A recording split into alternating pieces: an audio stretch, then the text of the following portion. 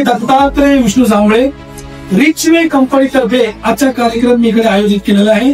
आजचा विषय आहे हेल्दी माणसांनी परमनंटली हेल्दी राहण्यासाठी नक्की काय करायचे। सुदृढ माणसांनी, निरोगी माणसांनी परमनंटली निरोगी राहण्यासाठी नक्की काय करायचं। बघा मित्रांनो, ह्या जगामध्ये जर 100 कोटी माणसं असतील, 100 कोटी, त्यातली 10 कोटी माणसं ही मोठ्या आजाराला बळी पडलेले। मोठा आजार म्हणजे डायबिटीस म्हणा, बीपी म्हणा, पार्किन्सन म्हणा, कॅन्सर म्हणा, अशा मोठ्या आजाराला 10% लोक बळी पडलेले। त्यांना ठीक करण्यासाठी डॉक्टर आहे, परंतु सुदैवाने 90% माणसं अजून सुद्धा हेल्दी आहे। त्या हेल्दी माणसांना कायमस्वरूपी हेल्दी राहण्यासाठी, निरोगी माणसांना कायमस्वरूपी निरोगी राहण्यासाठी नक्की काय खावं हे सांगण्यासाठी आजचा कार्यक्रम आयोजित केलेला आहे। उदाहरणार्थ, हे आपल्या शरीरातील पॅनक्रियाज आहे, स्वादुपिंड।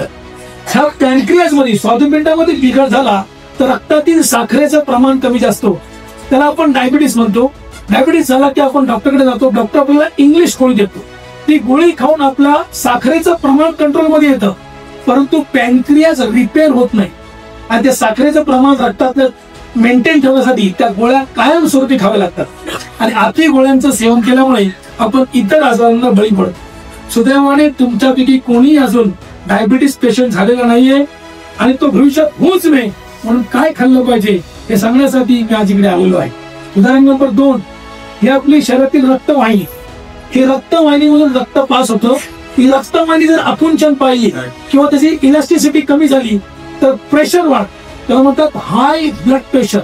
मग आपण डॉक्टरकडे जातो, डॉक्टर पुन्हा इंग्लिश गोळी देतो, ती गोळी ब्लड प्रेशर कंट्रोल करायला मदत करते, परंतु रक्तवाहिनीला रिपेअर करत नाही आणि ते ब्लड प्रेशर कंट्रोल करण्यासाठी त्या गोळ्या कायमस्वरूपी खाव्या लागतात आणि अति गोळ्यांचं सेवन केल्यामुळे आपण इतर आजारांना बळी पडतो। सुदैवाने तुम्हाला अजूनही कोणाला बीपीचा त्रास नाही आणि तो भविष्यात होऊ नये अशी तुमची इच्छा असेल तर माझ्याकडे सुंदर ज्यूस आहे, त्याचं सेवन केल्यामुळे अशा मोठ्या आजारापासून आपण कायमस्वरूपी लांब राहणार आहोत।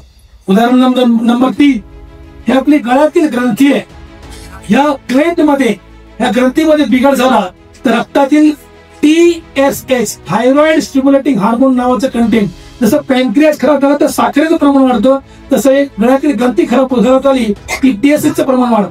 मग आपण डॉक्टरकडे जातो, डॉक्टर आपल्याला इंग्लिश गोळी देतो, ती गोळी TSH चं प्रमाण कंट्रोल करायला मदत करते, परंतु या ग्रंथीला रिपेअर करत नाही आणि ते TSH चं प्रमाण कंट्रोल करण्यासाठी त्या गोळ्या कायमस्वरूपी खाव्या लागतात आणि अति गोळ्यांचं सेवन केल्यामुळे आपण इतर मोठ्या आजारांना बळी पडतो। सुदैवाने आपल्याला कोणाला अजून थायरॉइड झालेलं नाही आणि तो भविष्यात होऊ नये म्हणून आमच्याकडे एक सुंदर प्रोडक्ट आहे आणि त्या प्रोडक्टचं नाव आहे संजीवनी ज्यूस। या संजीवनी ज्यूसचं नियमित सेवन केल्यामुळे आपण अशा प्रकारच्या अनेक व्याधींपासून, अनेक आजारापासून कायमस्वरूपी दूर राहू। तो शुभ काम के लिए देरी किस बात की, कल करे सो आज करे सो। त्यामुळे साहेब ऑलरेडी आपण लेट झालेलो, त्यामुळे आजपासूनच सुरुवात करूया।